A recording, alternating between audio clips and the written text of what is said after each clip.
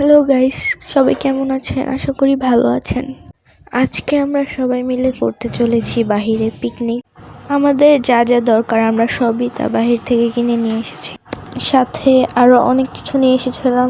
এখানে দিস্তা খাতা আছে অনেকগুলা, আর এখানে রয়েছে হিজাব আর সুতা খাতা সেলাই করার জন্যে।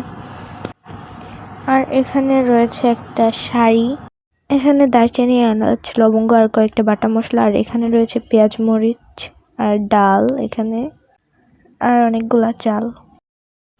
এখানে কোনো মাটির চুলা না থাকায় এখানে আমরা এভাবেই আগুন জ্বালিয়েছি, চুলা তৈরি করেছি এভাবেই। পাতিল গরম হয়ে যাওয়ার পর এর মধ্যে দিয়ে দেবো সরিষার তেল,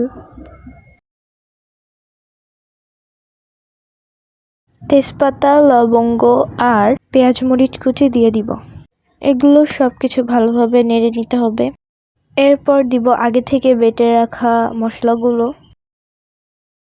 মশলাগুলো কষানোর জন্য এখন দিয়ে দিব পানি। এরপর দিয়ে দিব হলুদ গুঁড়া, মরিচ গুঁড়া, ধনিয়া গুঁড়া আর লবণ।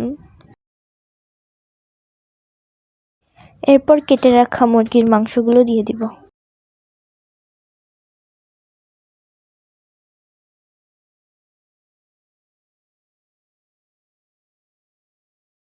মাংসটা ভালোভাবে কষানো হয়ে গেলে এর ভিতরে দিয়ে দিব চাল।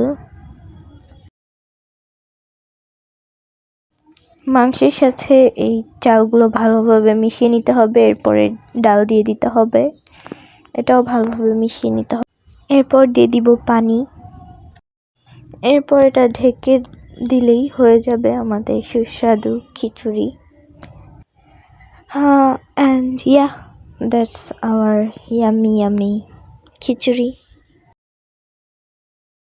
আমি এটা প্লেটে বেড়ে নিচ্ছি।